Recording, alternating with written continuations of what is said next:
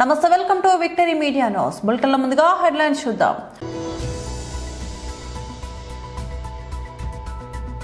తెలంగాణ భవన్లో బీఆర్ఎస్ నాయకుల press meet.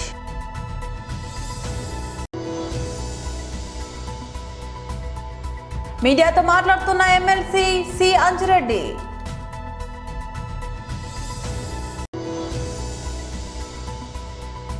YSRCP అధికార ప్రతినిధి యనమల నాగార్జున యాదవ్ ప్రెస్ మీట్.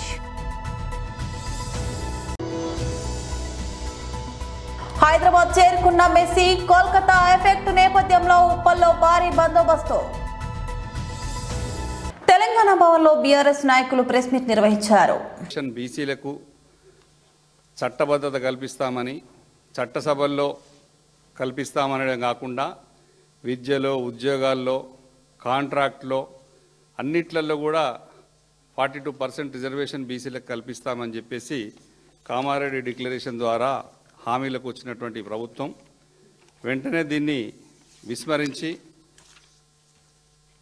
పట్టించుకోవడం మానేసి దాదాపు 2 సంవత్సరాలు కాలయాపన చేసి మొన్న మొదలు తెలిసి మోసం చేసింది, తెలిసే చేసిన మోసం ఇది. తెలియక చేస్తే తెలియదు అనుకోవచ్చు, చేసిన మోసం కాబట్టి ఇది మాకు బీసీలందరికీ కూడా అవమానంగా ఫీల్ అవుతూ బాధతో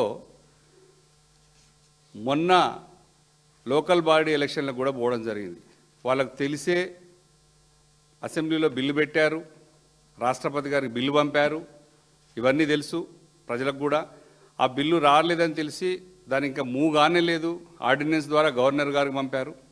అది అక్కడనే ఉండగానే, ఈ 2 అక్కడ ఉండగానే జంతర్ మంతర్లో ఢిల్లీలో ఇండియా కూటమితో ఉన్నటువంటి దాదాపు 240 మంది దాకా ఉన్నటువంటి ఇండియా కూటమిని మొత్తం తీసుకొచ్చి జంతర్ మంతర్లో పెట్టి అన్ని పార్టీలతోని కాంగ్రెస్ పార్టీ ఇక్కడేదో జరిగిపోయినట్టు, 42% రిజర్వేషన్ అమలు అవుతున్నట్టు, అంతా చేసినట్టు దాన్ని మార్కెటింగ్ చేసుకొని మమ్మల్ని మాత్రం బీఆర్ఎస్ పార్టీని, మా ఎంపీలు రాలేదు ఏం చేస్తున్నారని సీఎం గారు మమ్మల్ని నిందించి తిట్టి అనేక దూషణలు చేసి మేమంతా చేసేసాం, మీ సపోర్ట్ లేదు, బీఆర్ఎస్ పార్టీ సపోర్ట్ చేయట్లేదు అని చెప్పేసి మమ్మల్ని బద్నాం చేశారు మీరు.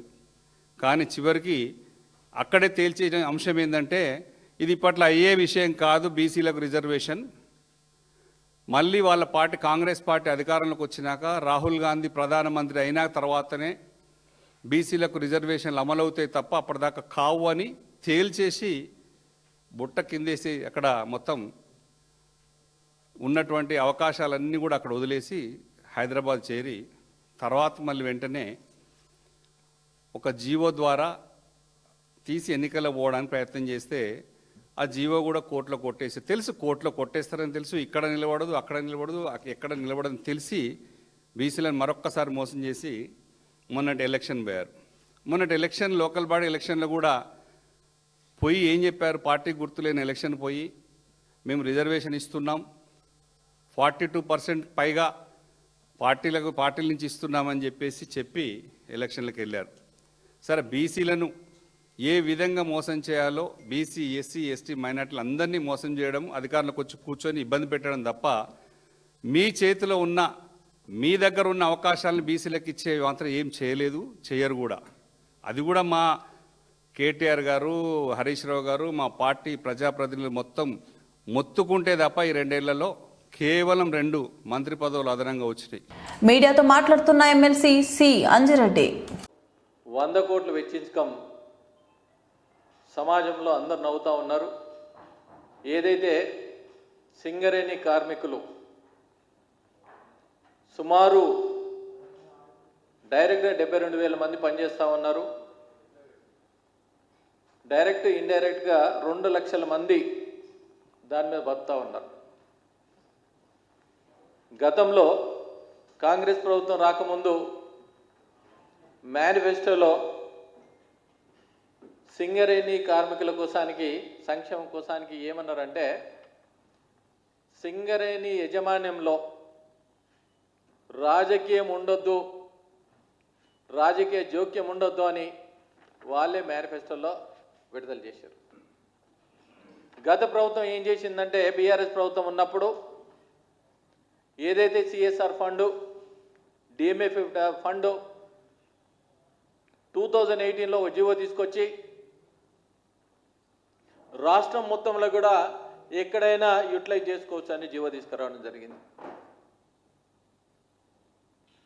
జీవో తీసుకొచ్చినప్పుడు వాళ్ళు ఏం చేశారంటే ఇంట్లో రాజకీయం జోక్యం ఉంటే సింగరేణిది 50, సింగరేణి సంస్థలో స్టేట్ది 51% ఉంది, సెంట్రల్ది 49% ఉంది.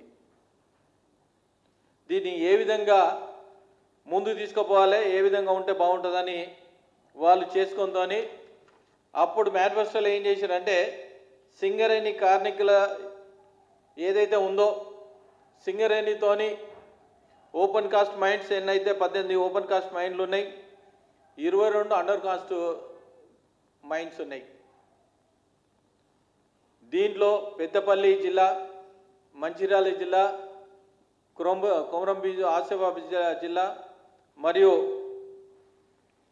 భూపాలపల్లి జిల్లా, భద్రాద్రి కొత్తగూడెం జిల్లా, ఖమ్మం జిల్లా, ఈ 6 జిల్లాల్లో ఏదైతే కోల్ మైన్స్ ఉన్నాయో ఈ కోల్ మైన్స్తోని ఈ డస్ట్తోని వాటర్ అంతా గోదావరి నది ఏదైతే ఉందో త్రాగే నీళ్ళ కోసానికి కూడా చాలా పొల్యూటెడ్ అయింది. అదేవిధంగా థర్మల్ పవర్ స్టేషన్ ఏదైతే ఉందో చాలామంది ఈ కార్మికులు ఏమవుతుందంటే ఈ డస్ట్ మూలాన లంగ్స్ మరియు ఈ ముక్కులో చాలా ఏంటంటే డస్ట్ ఎనర్జీ చాలా ఇబ్బంది అవుతూ ఉండే.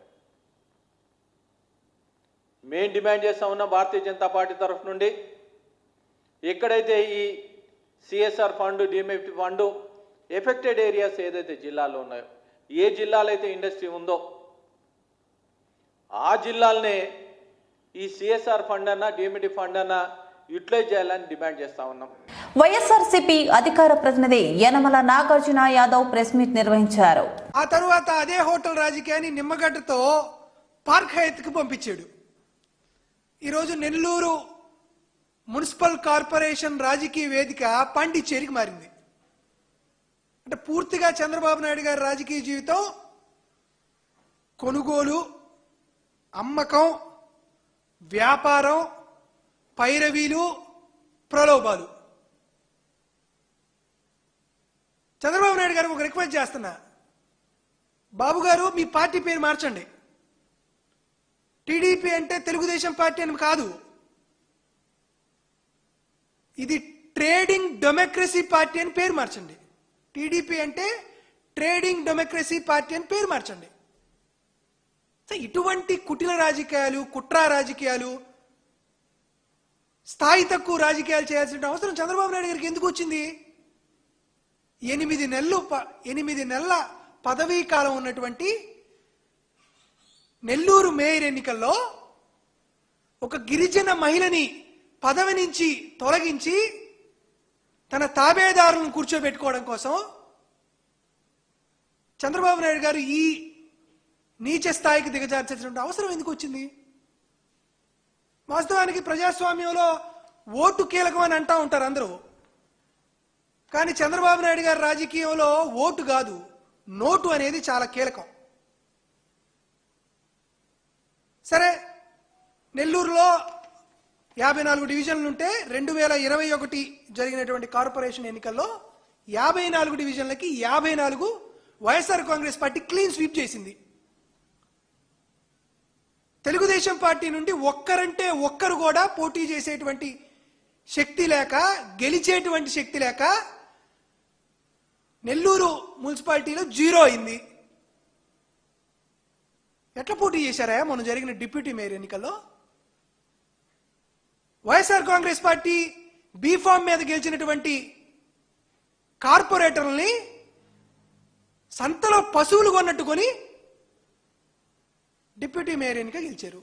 సరే, అంతటితో మీ కంటకావరం, మీ కడుపు మంట చల్లారిందేమో అనుకుంటే మళ్ళీ ఇప్పుడు ఒక గిరిజన మహిళని బలిపశువు చేయాలనేటువంటి ఉద్దేశంతో, ఒక గిరిజన మహిళని రాజకీయంగా అనగదొక్కాలనేటువంటి ప్రయత్నంతో అవిశ్వాస తీర్మానం పెట్టావు.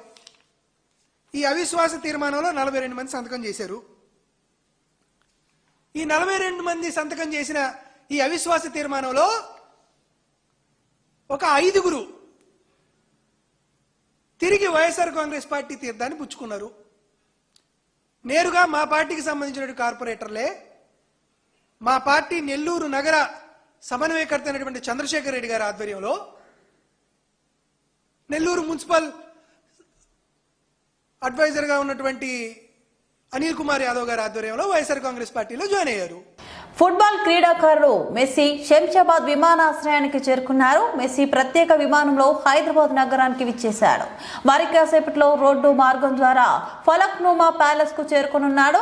ఫలక్నుమా ప్యాలెస్ వద్ద భారీ బందోబస్తు ఏర్పాటు చేశారు. మరోవైపు మెస్సీతో మీట్ అండ్ గ్రేట్ సెషన్ ఏర్పాటు చేశారు. ఈ కార్యక్రమంలో మెస్సీని కలిసేందుకు 100 మందికి అవకాశం కల్పించారు. వారికి ప్రత్యేక క్యూఆర్ కోడ్లను జారీ చేశారు. మెస్సీ హైదరాబాద్ పర్యటన నేపథ్యంలో పోలీసులు విస్తృత భద్రతా ఏర్పాట్లు చేపట్టారు. కోల్కతాలో ఉద్రిక్త పరిస్థితులు తలెత్తిన నేపథ్యంలో ఉప్పల్ స్టేడియం వద్ద భద్రతను కట్టుదిట్టం చేశారు. కోల్కతాలోని సాల్ట్ లేక్ స్టేడియం నుంచి మెస్సీ త్వరగా వెళ్లిపోవడంపై ఆగ్రహించిన అభిమానులు కుర్చీలు, నీళ్ల బాటిళ్లు విసిరి తమ నిరసన తెలిపారు.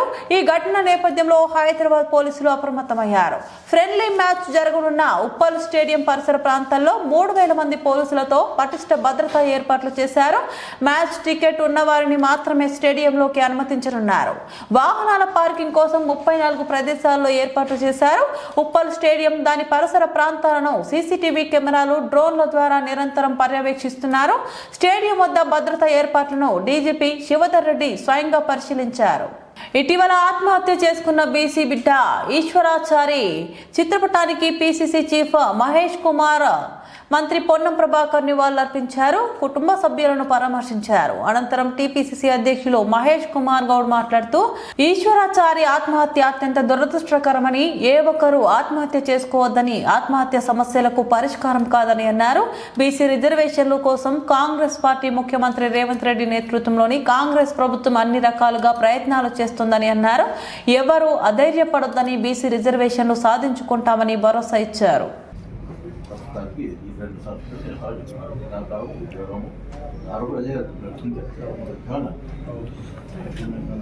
పిల్లలు చదువు ఎది రాకపోతే చదువు చెప్పంటే ఏ స్కూల్ అని చెప్తాం, యువకు చెప్తాం, పెద్ద ఇట్లయితే అక్కడ రోజు పోయే స్కూల్ ఏమిటి చేస్తాం. ఏడో స్కూల్లో ఎడ్యుకేషన్ సంబంధించి కూడా ఒకరికొకరు రాష్ట్రాల లెక్క తీసుకొని పిల్లల చదువుకు సంబంధించి కూడా పని కార్పొరేషన్ చైర్మన్ ఎవరు కొత్త 4 సంవత్సరాల సంబంధించి కొత్త వ్యవసాయం పిల్లల ఎడ్యుకేషన్ సంబంధించి కొత్త మంచి పేరు మన రిక్వైర్మెంట్ సంబంధించి కొత్త అంతే కదా. ఫర్దర్ ఏదన్నా టచ్లో ఉంటారు. సహకారం చేయడం రావాల్సింది కాదు, బాధాకరం.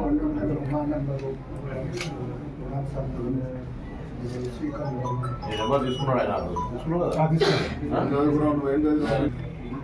నెగిటివ్ ఎక్కడ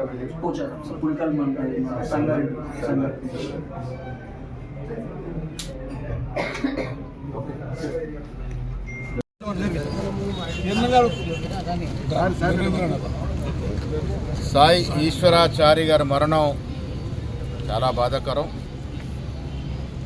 బీసీ బిడ్డగా వారి పనికి పాల్పడాల్సింది కాదు, బట్ దురదృష్టకరంగా వారు స్వర్గస్థులు అవ్వడం జరిగింది.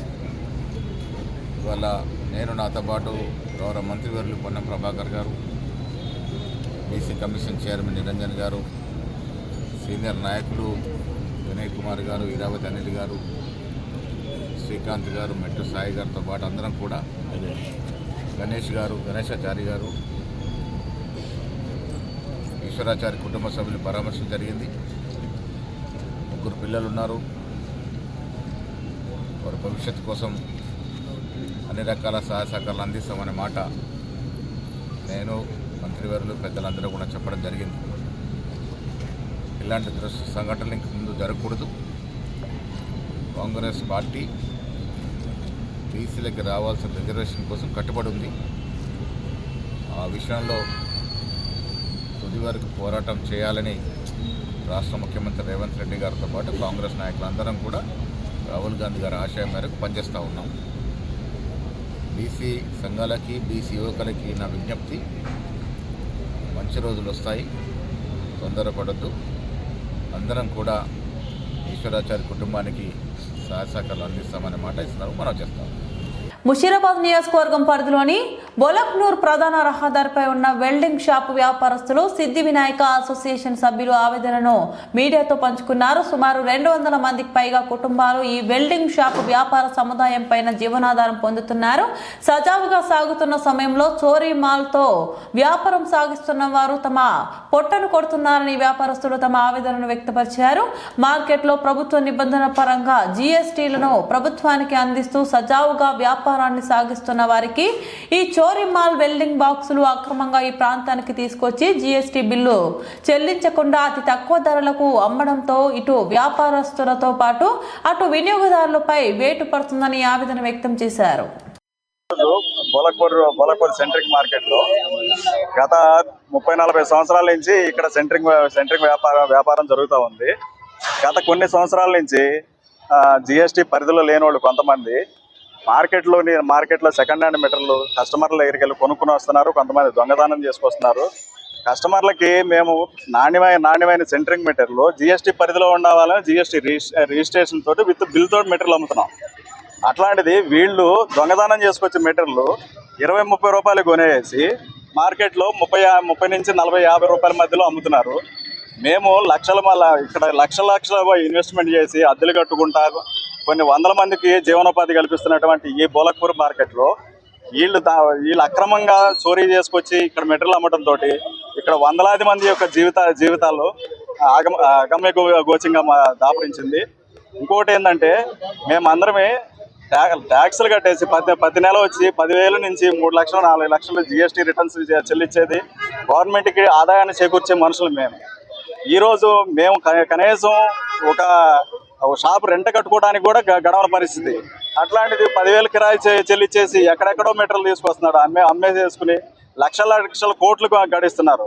ఒక దళిత గత ప్రభుత్వంలో దళిత బంధు అయితే ఒక చిన్న రిజిస్ట్రేషన్ ఉన్నది అంటే వాళ్ళు కనీసం ఒక 20 లక్షలు కూడా వ్యాపారం చేయలేరు సంవత్సరానికి. అట్లాంటిది ఒక్కొక్కళ్ళు 3-4 కోట్ల రూపాయలు వ్యాపారాలు చేశారు. ఇట్లా ఈ మెటీరియల్ అక్కడే సేల్ చేస్తాం, మళ్ళీ ఇమీడియట్గా వాళ్ళే కొనుక్కేసి లక్షలు దండుకునేసి ఇంతమంది యొక్క యూపీ నుంచి బీహార్ నుంచి ఎక్కడెక్కడి నుంచి వచ్చి 100 మంది మా మీద ఆధారపడి బతుకుతున్నారు. వీళ్ళందరినీ యొక్క జీవన ఆధారాన్ని దెబ్బతీసే విధంగా ఈ దందా జరుగుతుంది. కాబట్టి దీని మీద పోలీసు వారు తగు చర్యలు తీసుకుని యాక్షన్ తీసుకుని దీన్ని స్పందించేసి ఈ అక్రమ మార్కెట్ దందాన్ని అరికట్టాలని అందరూ మీడియా ద్వారా సవినయంగా కోరుకుంటున్నాం. నల్గొండ జిల్లా నార్కట్పల్లి మండలంలోని ఔరవాణి గ్రామంలో ఒక విచిత్రమైన సంఘటన చోటు చేసుకుంది. సాధారణంగా ఎన్నికల్లో ఓటు వేయడానికి డబ్బు మద్యం పంపిణీ చేయడం తెలిసిందే. అయితే సర్పంచ్ ఎన్నికల్లో పోటీ చేసి ఓడిపోయిన ఒక అభ్యర్థి ఎన్నికల ముందు గ్రామస్తులకు ఇచ్చిన డబ్బులను తిరిగి వసూలు చేసుకున్నాడు. ఔరవానికి చెందిన కల్లూరి బాలరాజు అనే వ్యక్తి బీఆర్ఎస్ మద్దతుతో సర్పంచ్ అభ్యర్థిగా పోటీ చేశాడు. కాంగ్రెస్ పార్టీ బలపరిచిన అభ్యర్థి జక్కల పరమేష్ కూడా బరిలో నిలిచాడు. 2 రోజుల క్రితం జరిగిన తొలి విడత పంచాయతీ ఎన్నికల్లో పరమేష్ బాలరాజుపై 450 ఓట్ల ఆధిక్యంతో విజయం సాధించాడు. ఈ ఎన్నికల్లో బాలరాజు దాదాపు 10 లక్షలు ఖర్చు చేసినట్లు సమాచారం. తక్కువ ఓట్లతో ఓడిపోతే పట్టించుకునే వాళ్ళం కాదని, కానీ 450 ఓట్ల తేడాతో ఓటమి పాలవడంతో డబ్బులు వసూలు చేయాలని నిర్ణయించుకున్నామని బాలరాజు కుటుంబ సభ్యులు తెలిపారు. బాలరాజు ఒక చేత్తో దేవుడి ఫోటో పట్టుకొని తనకు ఓటు వేసిన వారు దేవుడి మీద ప్రమాణం చేసి చెప్పాలని, లేదంటే తాను ఇచ్చిన డబ్బులు తిరిగి ఇవ్వాలని కోరుతూ ఊరంతా తిరిగాడు. చాలా మంది వద్ద డబ్బులు వసూలు చేసుకున్నాడు. బులెటిన్ ముగించే ముందు మరోసారి హెడ్లైన్స్ చూద్దాం.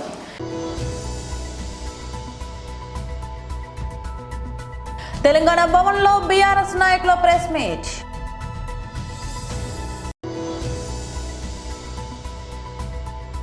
మీడియాతో మాట్లాడుతున్న ఎమ్మెల్సీ సి అంజిరెడ్డి.